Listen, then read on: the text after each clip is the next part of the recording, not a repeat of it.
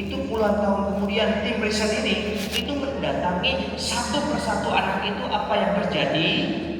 Kesimpulan dari riset ini adalah 1/3 anak yang punya kesabaran melebihi teman-temannya, yang berhasil menahan diri, yang berhasil bersabar untuk tidak makan marshmallow selama 30 menit, ternyata masa depannya lebih cerah daripada teman-temannya.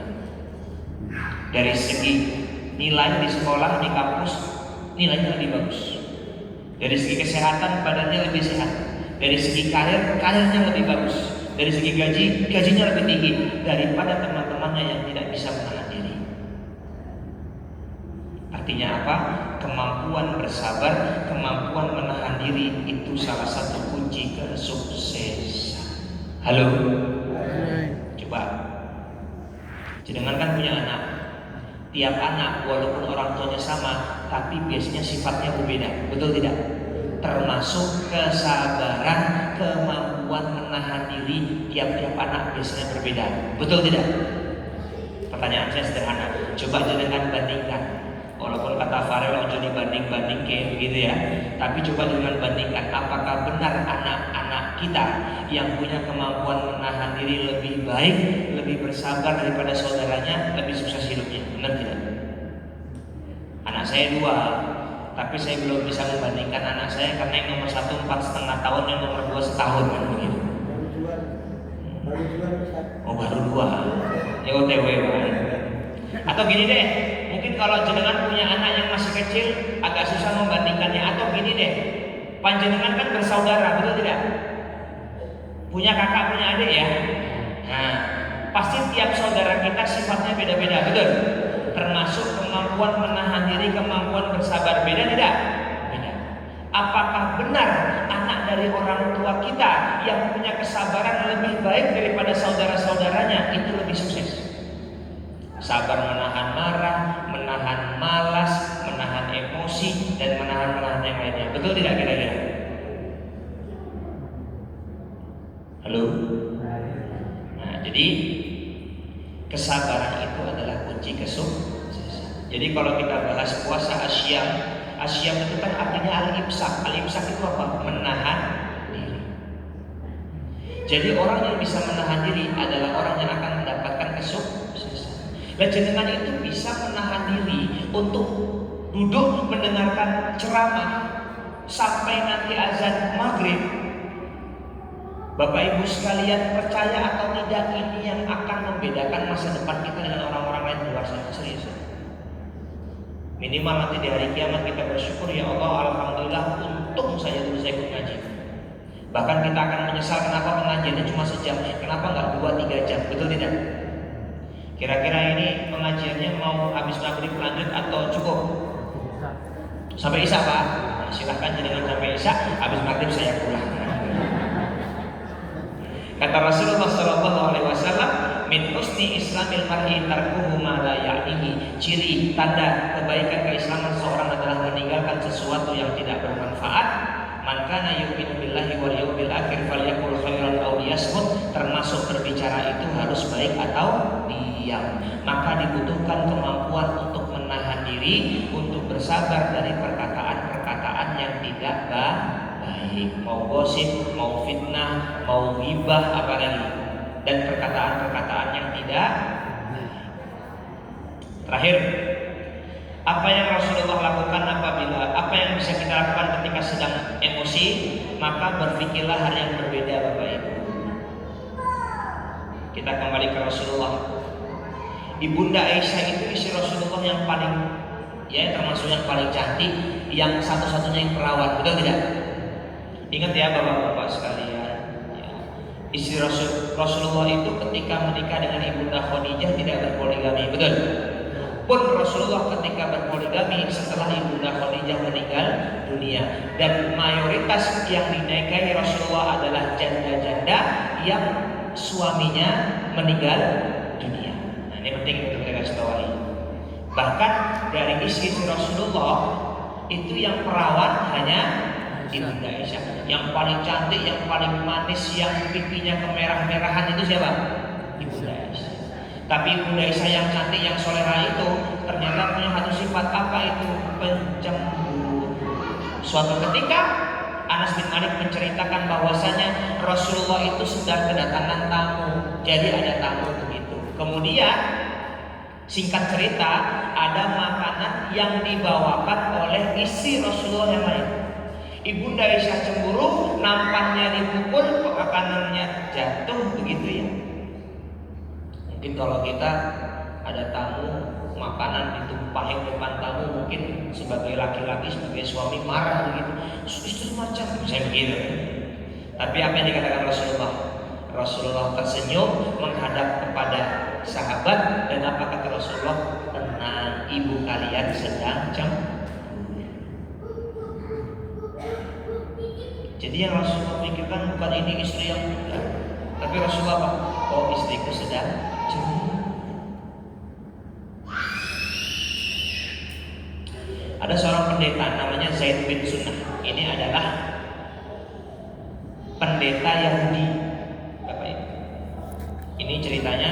Jadi begini, ketika itu Rasulullah punya utang kepada Zaid bin Sunnah. Rasulullah juga pernah utang ya Bapak Ibu, tapi dibayar begitu. Jadi harusnya utang mengutang, utang apa sih? Pinjam meminjamkan, itu harusnya yang tenang yang meminjamkan atau yang pinjam? Harusnya yang meminjamkan tenang-tenang saja, yang pinjam yang gak tenang karena mikir gimana caranya harus dibayar, betul tidak? Tapi sekarang kenyataannya yang tenang yang minjem atau yang meminjamkan? Bapak Ibu, singkat cerita, Zaid bin Sunnah ini dihutangi Rasulullah. Kemudian pendeta Yahudi Zaid bin Sunnah ini belum jatuh tempo. Jadi belum jatuh tempo, dia malah mendatangi Rasulullah, nagih hutang. Boleh gak? Ya boleh-boleh saja. Tapi tetap kan ada kesepakatan jatuh tempo, betul tidak? Apa yang dilakukan Zaid bin Sunnah? Jubah Rasulullah itu dipegang, digoncang.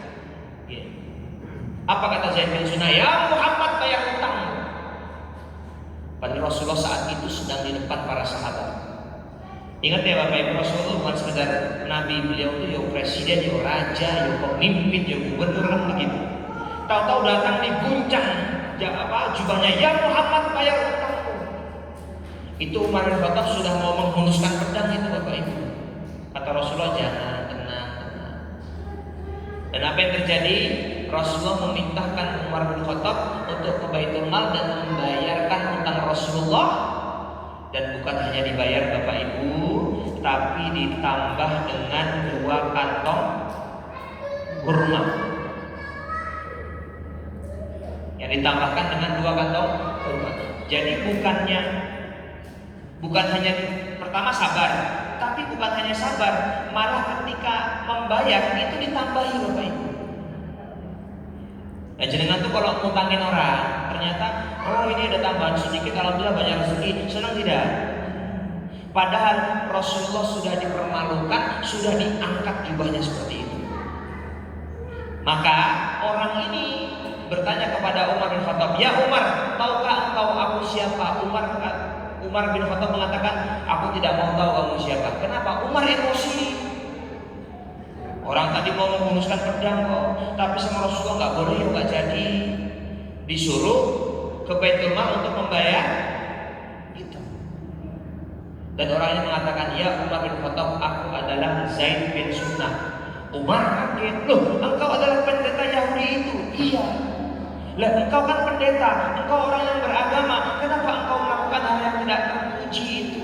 Apa kata pendeta ini? Ya Umar bin Khattab, aku tidak satupun tanda-tanda kenabian kecuali aku lihat dari Rasul. Saya ulangi, tidak ada satupun tanda-tanda kenabian yang saya baca dalam Taurat kecuali saya temukan dari Muhammad SAW. Tapi ada 2 yang belum saya buktikan. Apa itu? Apakah tindakan jahiliyah, tindakan bodoh atau tindakan kasar yang menimpanya membuat dia bersabar? Apakah tindakan jahil itu membuat dia semakin menjadi pribadi yang baik, dermawan? Dan dia sudah membuktikan Apa tindakan bodoh tadi dibalas dengan kesabaran? Bukan hanya sabar, justru Rasulullah semakin bermurah hati, bahkan membayar hutang bahkan dilebihi. Dan saksikanlah Umar bin Khattab, asyhadu alla ilaha illallah wa asyhadu anna Muhammadar Rasul. Itulah kesabaran Rasulullah yang pada akhirnya membuat seorang pendeta Yahudi ini mengucapkan 2 kalimat syahadat. Dan terakhir, Bapak Ibu, kalau marah maka ingatlah baik-baik apa yang Allah berikan bagi orang yang bersabar. Apa itu?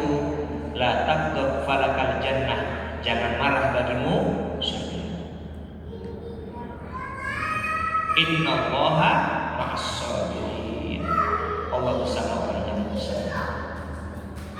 Nih. Halo? Coba saya mau ngetes, panjenengan masih ingat ya? Ini yang berapa? Ke-6.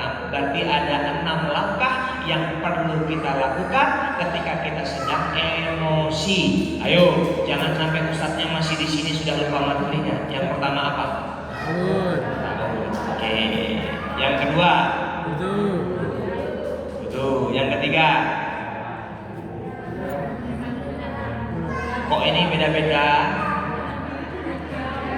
Diam. Yang keempat, ganti posisi. Yang kelima, sudah kok belum, ini kan slide-nya urut ini. Coba tuh, memikirkan hal yang berbeda, mencari hikmah di balik kejadian. Contohnya tadi loh, Ibunda Aisyah cemburu, bukannya marah mikirin istrinya nggak sopan, tapi memikirkan oh istri saya sedang cemburu gitu loh Bapak Ibu. Yang terakhir apa? Mengingat balasan yang Allah berikan kepada orang yang bersabar. 2 menit lagi. Ini penting sekali Bapak Ibu. Perhatikan. Perhatikan ya Bapak Ibu, ini penting sekali. Saya bacakan ayatnya. Jannatu 'adn, surga Aden, yadkhulunaha, yang mereka masuk di dalamnya. Wa man sholaha min abaihim wa azwajihim wa zurriyyatihim wal malaikatu yadkhuluna 'alaihim min kulli bab. Kita masuk surga Aden dan kita boleh menggandeng suami istri kita boleh menggandeng anak-anak kita boleh menggandeng orang tua kita, bahkan kita boleh menggandeng cucu-cucu kita. Dan apa kata malaikat? Min kulli bab yadkhuluna 'alaihim min kulli bab. Kamu mau masuk lewat pintu yang mana aja bebas. Oke? Bapak Ibu, kita bisa masuk surga Aden lewat mana saja, pegang keluarga lewat pintu mana saja. Dan apa caranya? Ini kata malaikat yang menjaga surga Aden tadi, salamun alaikum bima sobartu. Selamat atas kesabaranmu di dunia. Fani ma'ubadda, nikmat sekali sesudah itu. Ini surat apa? Surat Ar-Ra'd ayat 23 sampai ayat 24. Jadi barang siapa yang bersabar, dia bisa menggandeng pasangannya, bisa menggandeng orang tuanya, bisa menggandeng anaknya masuk ke pintu surga Aden dari pintu yang manapun yang dia suka. Syaratnya apa? Salamun alaikum bima sabartum. Syaratnya kita menjadi orang yang sabar. Itulah alasan kenapa sabar itu susah, karena hadiahnya surga. Kalau sabar itu gampang, ya hadiahnya ya piring cantik, payung cantik, minyak goreng. Jelas ya Bapak Ibu? Dan insya Allah kita akan melanjutkan di materi-materi selanjutnya. Insya Allah pertemuan selanjutnya kita akan membahas peristiwa Isra Mi'raj dan sebelum hijrah Rasulullah Sallallahu Alaihi Wasallam. Itu saja apa yang dapat kami sampaikan. 2 menit lagi azan maghrib. Ibu-ibu ada pertanyaan? Tidak ada. Bapak-bapak tidak ada. Alhamdulillah. Burung irian, burung cendrawasih. Cukup sekian. Terima kasih. Assalamualaikum warahmatullahi wabarakatuh. Alhamdulillah, jazakallahu khairan. Terima kasih banyak atas materi yang telah diberikan. Semoga materi hari ini dapat kita ambil hikmahnya, dapat kita amalkan di kehidupan sehari-hari. Amin.